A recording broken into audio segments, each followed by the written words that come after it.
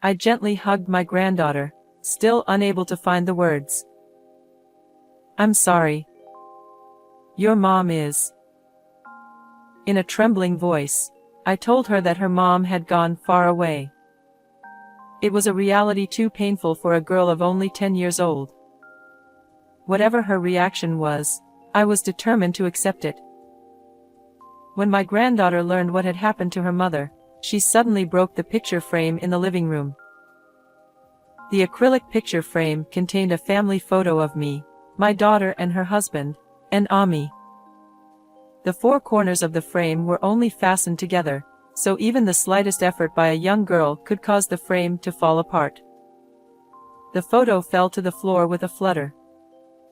I couldn't understand this behavior, and I raised my voice. Stop it. Isn't this a cherished memory of our family vacation? Because my mom said look at the back of this. She seemed unfazed and picked up the photo that had fallen out of her hands. She is a mysterious girl with an innocent smile, but sometimes acts and speaks in a strangely mature way.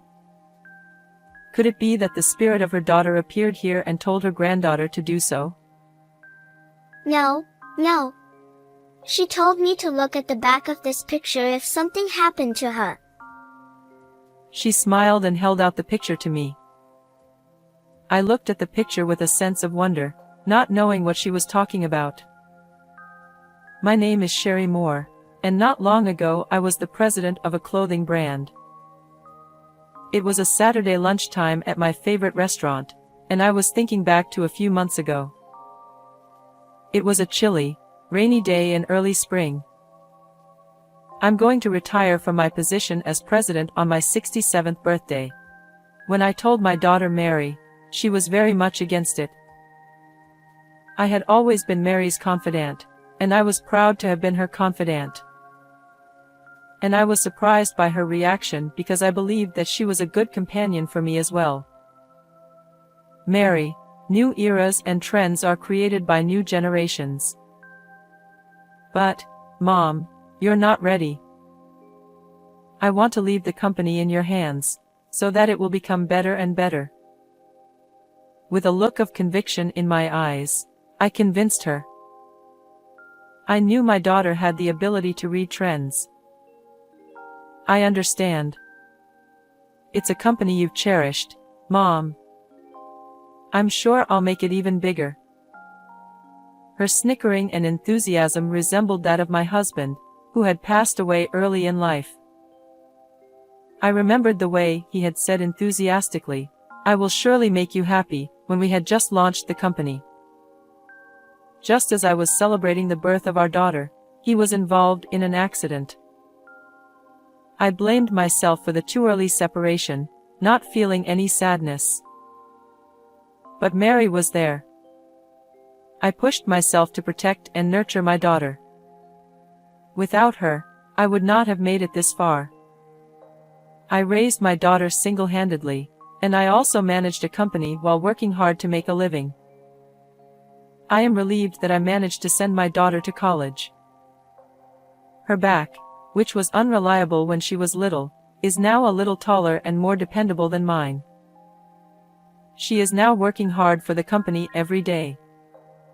She still consults with me on various matters when she is unsure or confused.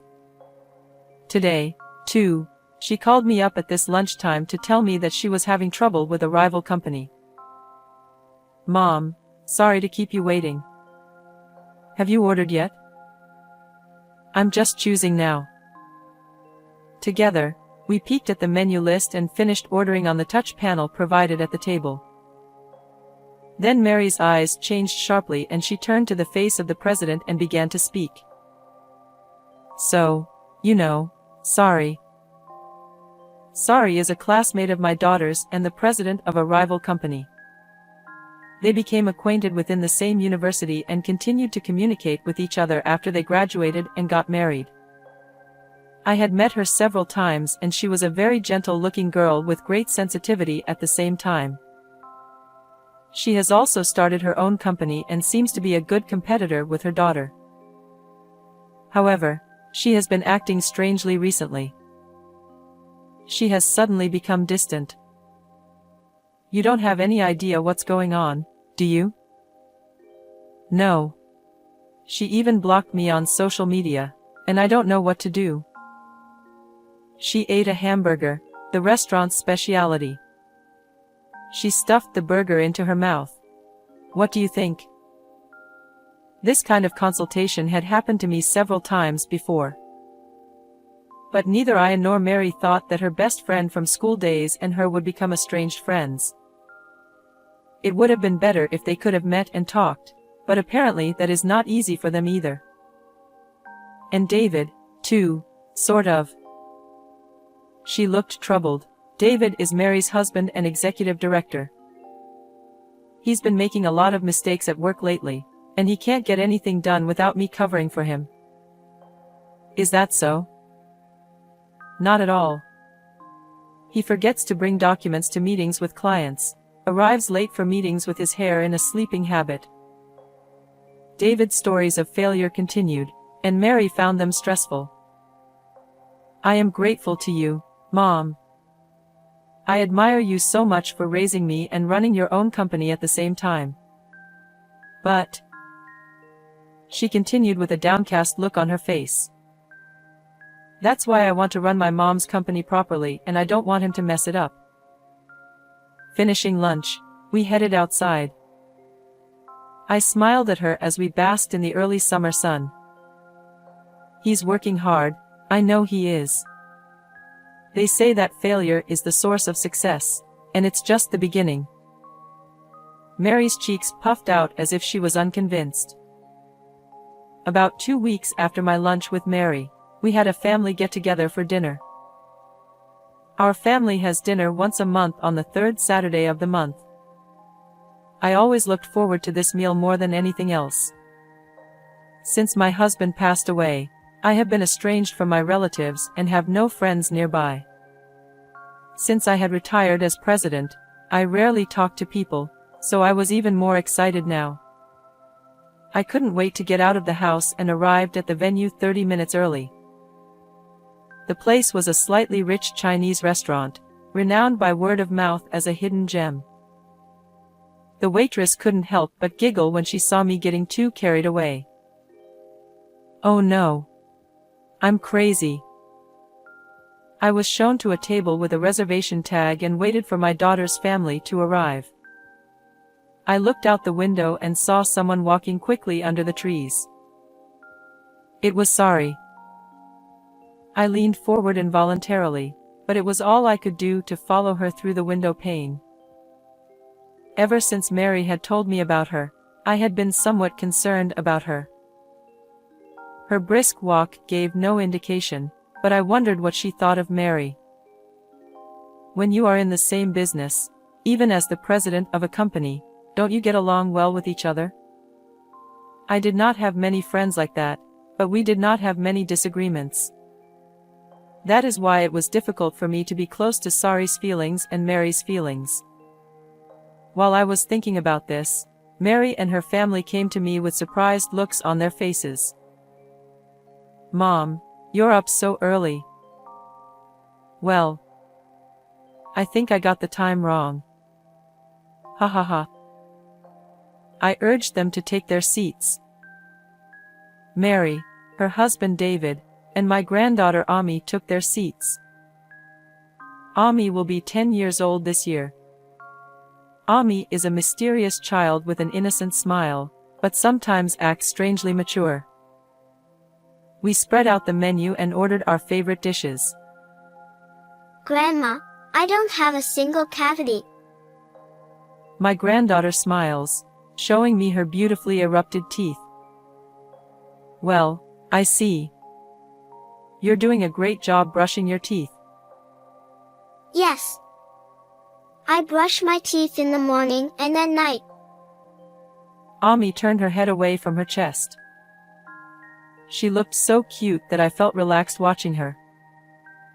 Dad, you're an adult and you have 6 cavities. She glanced at David and giggled. Hey, don't tease the grown-ups too much. As he said this, he too smiled, I had heard that David had been making a lot of mistakes at work, and I had expected him to be depressed or something. However, he showed no such signs and was smiling from beginning to end. I was worried that he and Mary might not be getting along well, but they were chatting and laughing. You brush your teeth too, Dad? I do. I even use an electric toothbrush. The three family members seemed to be enjoying each other's company, laughing at each other's trivial talk. I thought that I didn't have to take Mary's words so seriously. Meanwhile, the food arrived. On the table were the dishes the four of us had chosen, as well as stir-fried rice noodles, stir-fried green vegetables, and a large plate of salad. Eat a lot of food, everyone. Mom. We can't eat this much. Don't worry about it. You don't have any likes or dislikes, do you, Ami? I don't like green pepper. Is there green peppers in this stir-fry? When she looked at the food suspiciously, David laughed funny. Even you don't like green peppers, Dad? I know that. The kid pointed out my son-in-law, and Mary and I both went funny and laughed. I thought I saw an unexpected side of David. Oh, no, that's not true. He laughed shyly and began to eat his rouleau rice. In the midst of the friendly atmosphere, I looked around the restaurant. The restaurant was crowded with customers, probably because it was lunchtime. The waitresses were busily setting up tables and showing customers around. In the kitchen, frying pans were dancing and dishes were being prepared one after another. A well-built man who seemed to be the head chef. Xiao Lon Bao at table 7. He raised his voice. A female waitress heard this and quickly brought the food to the table. It seemed to convey the restaurant's policy of delivering the food while it is still hot. This is a nice restaurant. The food is excellent, I said after taking a sip of tea. Yes, it has a nice atmosphere. But I think my wife's cooking is the best. Hey, what are you saying? She said with a shy laugh, but she seemed a little happy. What a smiling sight, I thought, and then my granddaughter opened her mouth. Liar. At that moment, the adults present froze. I could no longer hear the bustle in the restaurant, and a strange quietness overtook me, as if the sound had disappeared. The three adults stared at Ami. Ami, what did you just say? I asked my granddaughter with a drawn-out smile. I said Dad's a liar. He always leaves Mom's dishes uneaten. No. It's because I eat too many snacks before dinner. As he awkwardly defended himself, Ami gave him a skeptical look. However, her innocent expression soon changed and she laughed. Really? Dad, you shouldn't do that. You're right, Ami is really patient. From now on, no snacks for Dad. Oh, no, of course not. We immediately burst into laughter, and the three of us were back to smiling. Before we knew it, we could hear the sounds around us, and it seemed as if the lively atmosphere had returned. After eating apricot pudding for dessert, the dinner ended without a hitch. On my way home, I reluctantly said goodbye to Mary and the others, and we exchanged greetings. Thanks for the food, Grandma. Bye-bye. See you later, Ami. She ran off in the opposite direction of the road I was going home, waving her little hands in the air. I wondered what my granddaughter had been like today, and I noticed that both Mary and David were smiling as if to cover it up, saying, "She's always like that." Mom, we'll see you next month. We'll treat you next time. With that, the two of them disappeared into the hustle and bustle with my granddaughter. As usual, they dined together in a pleasant mood and chatted happily. As we parted, I felt the same sense of reluctance in my heart as usual. However, I feel as if I have developed something that bothers me like a thorn in my heart. Mary and I exchanged "see you next month" greetings, but this was unexpectedly betrayed. Within a few days after the dinner, my daughter was involved in a traffic accident. I rushed to the hospital, but it was already too late. She was only 38 years old. I couldn't believe it.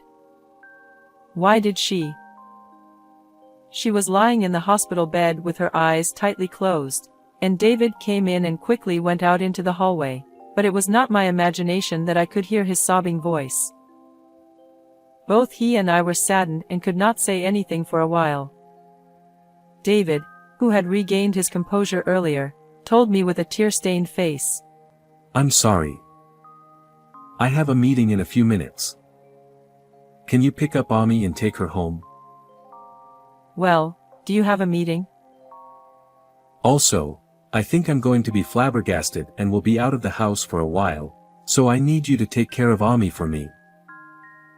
I said. Okay. It was all I could say. As he left, I watched him go. I was stunned by the suddenness of the event. I was not strong enough to act as quickly as he did after losing a loved one. The days I had spent with my daughter passed through my mind in an instant. I almost overlooked the fact that my granddaughter was among them. Right now, Ami is leaving school at this time and does not know about this yet. How should I tell her about her mother's death? Puzzled, I decided to go to my daughter's house. Using the duplicate key in the mailbox, I entered the house and began preparing to take care of Ami. Soon after, Ami came home. Grandma? She must have seen me and guessed something. She put her pastel-colored bag down in the living room and approached me. She was staring at me curiously, without her strikingly innocent smile. I hugged her gently, still unable to find the words to say. "Ami, I'm sorry. Your mama is." In a trembling voice, I told her that her mother had gone far away, a reality too painful for a 10-year-old girl. Whatever her reaction was, I knew I had to accept it. However, she slipped out of my arms and picked up a picture frame displayed in the living room. In the acrylic picture frame was a family photo of me, my daughter and her husband, and Ami. Ami? She stared at it for a moment and then suddenly broke the picture frame. The photo frame, which had only 4 corners fastened together, came apart immediately with even the slightest effort by the young girl. The picture fell to the floor with a flutter. I couldn't understand what she was doing, so I raised my voice. "It's a precious memory of our family vacation, isn't it?" Because Mom said to look at the back of this picture. Ami seemed unfazed and picked up the fallen photo. Did the spirit of her daughter appear here and tell her granddaughter to do so? No. She told me to look at the back of this picture in case something happens to her. She smiled and held out the picture to me. I looked at the photo with some trepidation, not knowing what she was talking about. When I turned it over, I saw that in Mary's handwriting, she had written, "My husband is after me." I could see that she was trying to convey something in her scribble. What does it mean that her husband, David, is targeting her? I don't remember hearing anything like that from Mary. Did only Ami and Mary know about this? Is there any connection between this message and Mary's death? Did David kill Mary? He had never shown any sign of such a thing, and just a moment ago he was in the hospital with me, mourning Mary's death. Various thoughts were going around in my head, and I was at a loss for words. Then, David came home, mumbling and blabbing. Oh my God. I can't believe I left my files here. I took the opportunity to catch him and question him. David, I need to talk to you. Please come this way. No, I have a meeting. He seemed to want to avoid talking to me. He looked as if he was trying to hide something or knew something he did not want me to know. I held up the message on the back of the photo in front of his eyes as he was about to leave. What is this? He looked it over quickly. Jeez. He muttered quietly. He instantly looked away. I pressed him further. Answer me. These letters are written by Mary. I don't know. My wife is dead, and what is this naughty prank? Mary told Ami to look at this if something happened to her. How come you don't know?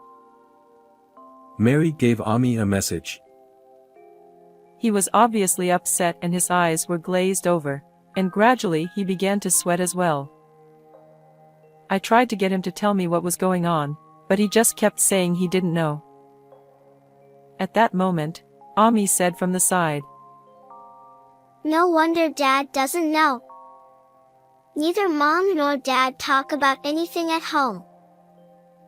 Ami, stop it. Mom told me. She says that you don't listen to her, and that it's a waste of time to talk to you. The other day, your mom and dad were talking nicely. That's because they didn't want Grandma to worry. So they were trying to make it seem like they were getting along, she said. Ami, shut up already. Don't tell lies. It's the truth. You're the liar. Who is the liar? David was furious and pumped his fist in the air. I jumped on him, knowing that he was going to hit my granddaughter. Don't you dare touch Ami. Let her go. He raised his fist and slammed it down on my back. Ow. Grandma. I fell to the floor with a dull thud, and Ami approached me and looked into my face worriedly, tears threatening to spill from her moist eyes. If I didn't do anything, David would beat the shit out of both of us. He was mumbling something, his face turning red and his shoulders shaking. It's her fault. All of it, all of it. I didn't know who he was talking about. Anyway, I got up and urged Ami to go outside. Oh no, Grandma, you have to go out with me. Finally, tears spilled from her eyes. My granddaughter hugged me and started crying, while David was still mumbling something. I held my aching back and crawled to the front door. David noticed it, and said to me, I won't let you go. With that he took a pair of scissors that were close at hand and chased after me. I was only a few steps away from the front door, but I couldn't get there in time. I held Ami as if to protect her. Somebody help me. I shouted. That was when the door suddenly opened and someone jumped in. Hey! With a booming shout, Sari appeared. Using her business bag as a shield, she lunged at David and pushed him back, causing him to stumble and fall to the ground. Sari followed up by putting her arms behind his back and pinning him to the floor. You give it up. I've called the police. What did you do to the two of them? Ow, ouch. Who are you? Both Ami and I were taken aback by the appearance of someone so unexpected. Sorry. What brings you here? Oh, it's been a while. Mary asked me to take care of you too. Sari said that she had promised one thing to my daughter. That was when Sari's company was not doing well and she consulted Mary about management policies. She took some of my daughter's advice and put it into practice, and the business gradually recovered. As a thank you for her help, Sari told her to let her know if there was anything she could do to help. Well, if anything happens to me, you take care of Ami and Mom, okay? She had no idea what she was talking about, but Sari kept that promise in mind for a long time. I knew Mary had the ability to see something ahead of time. So I believed that there would eventually be something. Nothing was better than nothing. She chuckled. So I investigated what was happening near Mary. As she hired a detective to investigate, she became concerned about David. At first, she thought that he was Mary's husband and that some related matter could have come up. But then she realized that it was a bit unusual. What do you mean? You know that he had Mary cover for his mistakes at work. Of course I knew that. But what does that have to do with this? David groaned in frustration. It's her fault. Mary always helped me as a matter of course. It was unnecessary. It made me uncomfortable. Uncomfortable? Is that what you thought of her? She has damaged my self-esteem. I'm the managing director. He had a recrimination against Mary. And out of that resentment, he was planning to take over the company. After everything was exposed, he started ranting and raving about things we didn't understand. Sari held him down firmly. He continued to rant and rave. I thought today's car accident was lucky. I thought I had a chance to take over the company. No way. You were crying in the hospital. I heard his sobbing voice. Was that an act, too? Acting? No, it was not. That was a cry of joy. Instead of mourning my daughter's death, he was secretly rejoicing at the opportunity to take over the company, and that was why he was shedding tears. His character was truly twisted. I was shocked and speechless. But my granddaughter said clearly, You're disgusting. You're not my dad. Just then, we heard the sound of a police car arriving. A strong police officer entered through the open front door, followed by a slender, middle-aged police officer. David was seized by the strong police officer and dragged away. We explained the situation to the middle-aged police officer. Sorry, I don't know how you managed to rush him. Despite appearances, I used to do karate as a child. Immediately after, the police officer warned her not to do anything dangerous. For a while after that, Ami and I lived together. At her funeral, we received messages of condolence from business partners and friends, and Sari also attended the ceremony. I am so glad that we were able to send her off together. David was interviewed by the police, and when I saw him again a few days later, he looked a bit worn out. I had a large bruise on my back where he had hit me, and on Sari's recommendation, I went to the hospital and had a medical certificate written and submitted where it should be submitted. I don't know if it was a result of that or not, but David was found guilty of assault. I think he is in jail right now, and I have decided to adopt Ami and raise her myself. I felt like I didn't have the strength or energy to do so. However, I could not collapse for Ami's sake, and I had to protect this child Mary had left behind.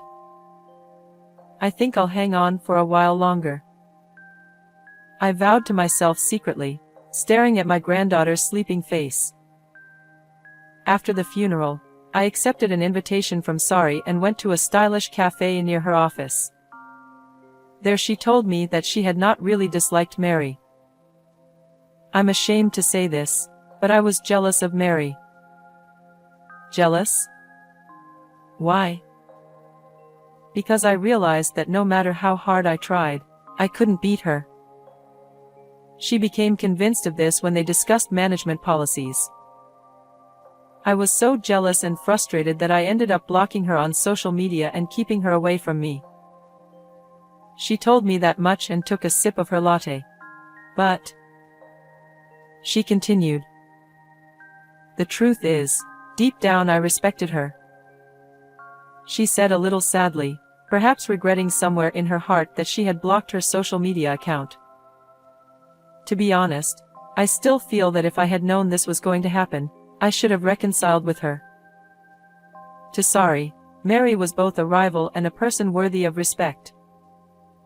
Sari, thank you for being my daughter's friend, I said, and she smiled shyly.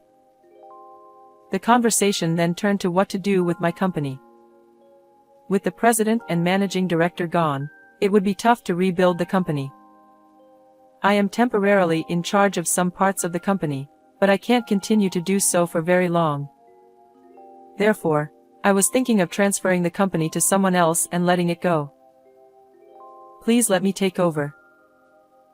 I was so surprised by her offer that I almost blew out my coffee. I had never thought that Sari would say such a thing. But I know it's a lot of work. But I also want to preserve the company that Mary and you have cherished so much. Please let me take care of it, please. She bowed deeply. I hesitated. But her enthusiasm pushed me to leave it to her. I understood. I will try to move our board meeting in that direction. Oh, thank you very much. This brought her and I closer together, and we had dinner together again a few months later, and she is like a real daughter to me. Ami, on the other hand, has had to leave her parents, but she doesn't seem to care much about her father. As for her own mother, she has managed to accept and live in the past few months.